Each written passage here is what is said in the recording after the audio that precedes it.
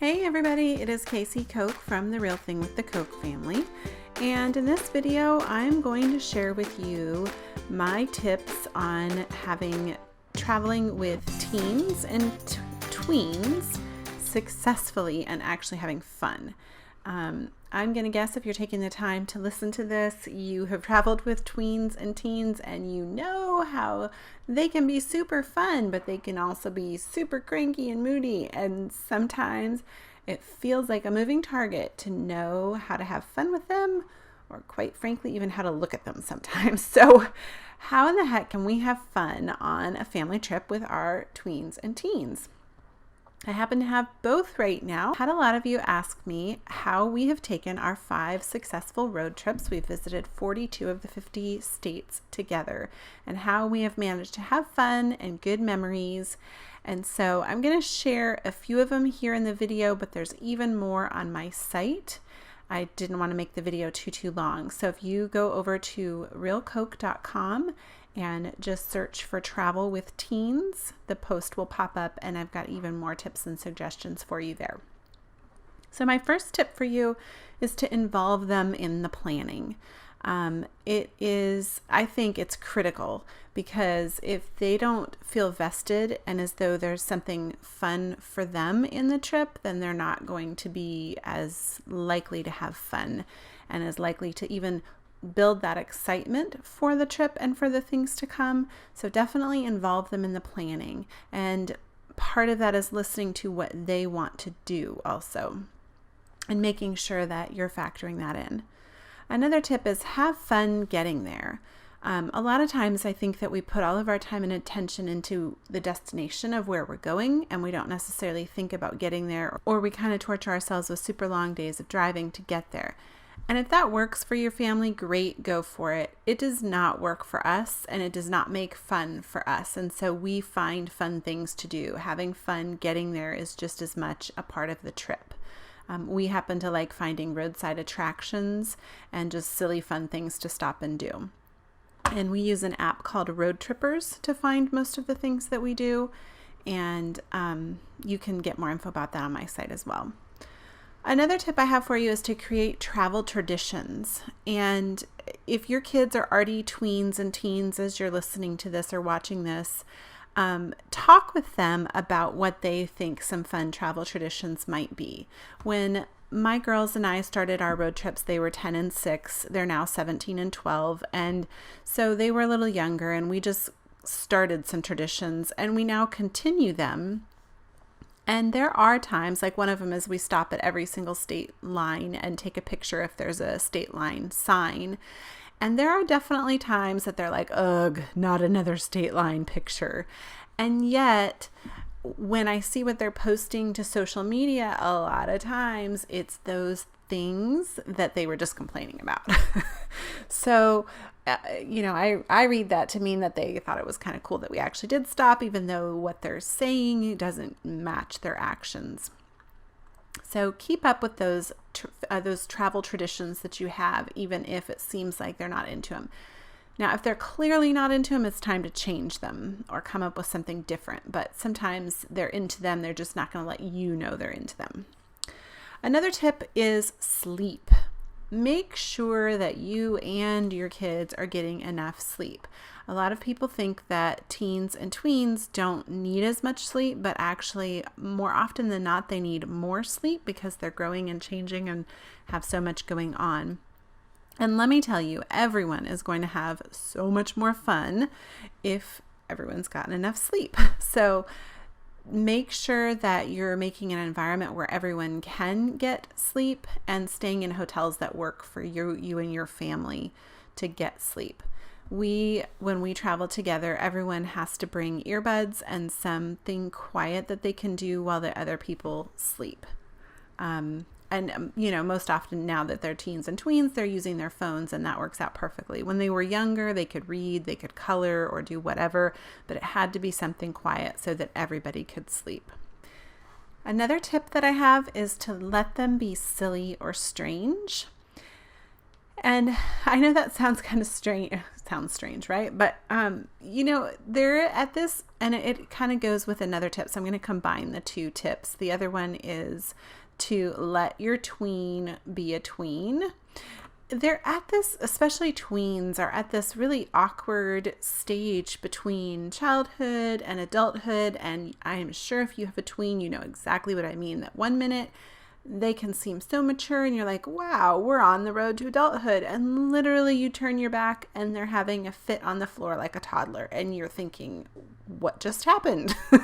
So let them be a tween. If there's times that they want to go, like my daughter on our recent trip to Pigeon Forge wanted to go to Build-A-Bear. And I was like, okay, sure, let's go. Like, let them be that kind of in between stage and just, go with it. If they're in that more mature moment, go with the more mature moment. If they're in the more kid-like moment, go with it.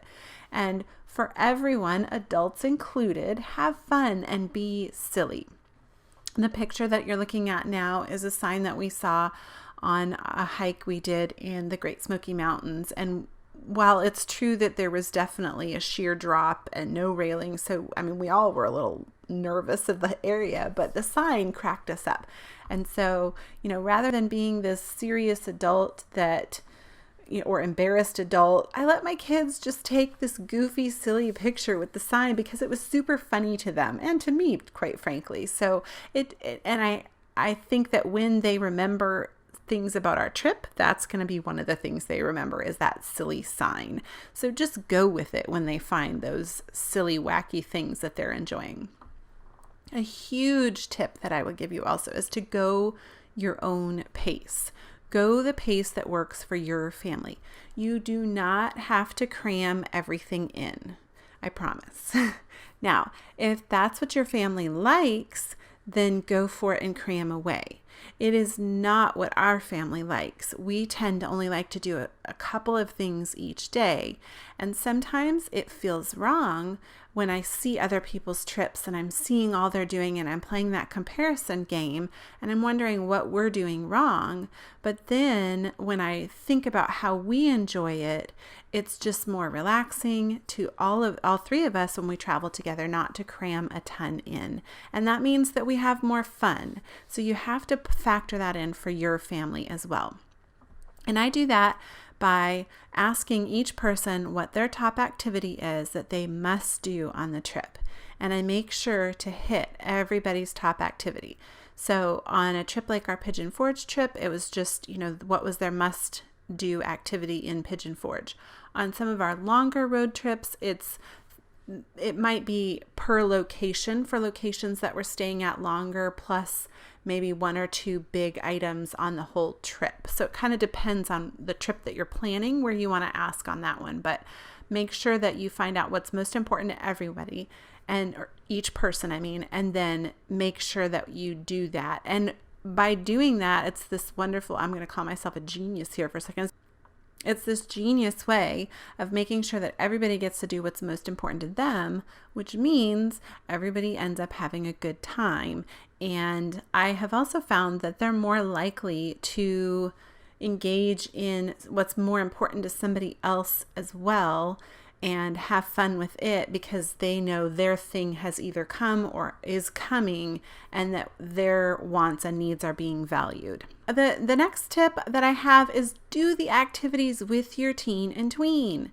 Okay, they may not show it, and depending on your kids, that may be like a guarantee. My kids do tend to show it, so I'm lucky that way, but they love it when you do stuff with them. When you jump right in and do stuff with them, it's fun to them that you're not just sitting by the side and watching everything that goes on. You become the cool parent by jumping in and doing stuff with them, at least in my experience.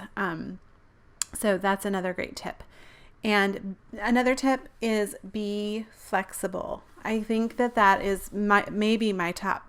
These are all so important, but probably one of my top tips there is to be flexible, because when you're traveling, you never know whether an attraction's going to be closed or something's going to have changed, or just if it's one of those days where everybody's just going to be a bear to deal with, right? And instead of pushing through, if you can be flexible and change things and go with what is for that day, everyone's going to be so much happier rather than trying to force it. And for us, it's genuinely been a part of what makes good travel and great experiences. My next tip is to pick a location with tons of activities. Whether it's a place like we did in our trip last summer to Acadia National Park, where there is just a ton to do, or a place like this recent trip to Pigeon Forge, where there was, more stuff than I think you could spend a month there and still have more stuff to visit. But if you pick a place that has a lot of different variety of activities, it helps make a more successful trip for the different members of your family, because there's going to be something that is appealing to each person in your family, no matter what their favorite kind of thing is. And my final tip here, and remember, I've got more tips on my site at realcoke.com, and then just search for Travel with Teens. But my final tip here kind of goes along with the get in there and do the activities with them, is to be silly with them. I think that a lot of times, especially as we get older, we feel more like we need to be serious, or maybe we might be embarrassed of how our kids are being when they're being silly. But jump in there with your kids and be silly and have fun. And more often than not, your kids really enjoy that and enjoy seeing you be silly and have fun. And yes, you're going to embarrass them sometimes. That's okay. They'll survive. And they're going to embarrass you sometimes. And guess what? You'll be okay and you'll survive, right? But they really like it when we're jumping in there and doing the activities with them. And they really like it when their parents can have fun with them and be silly with them. They're probably not going to say that to you, and that's okay.